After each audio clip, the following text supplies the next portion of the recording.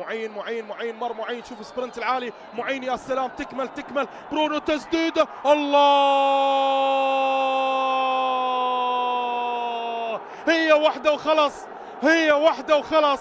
الأمور بهذه الطريقة وبهذه الأفضلية وبهذه التسديدة، غاب كل الغياب حضر هنا بهذه اللقطة، غاب كل الغياب وحضر باللقطة الأخيرة 99 بالتسديدة الأخيرة بمرمى القاسم. هي واحدة وخلص، لا تتعب ولا تدوخ ولا باصات ولا تمريرات، سدد في المرمى وسجل، وبالتالي الهدف الأول للنجف بدون أي تعب وبدون أي ضغط واستغلال حالة التقدم، حالة الفورة الهجومية. حصل الارتداد من اليسار، هاي شوف معين بالسبرنت العالي، سجل الهدف دون أن يسدد. هنا من سدد وهنا من أتم المهمة وعلى أكمل وجه.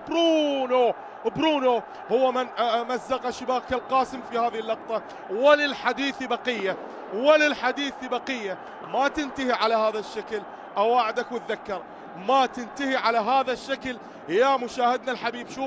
شوف التسديدة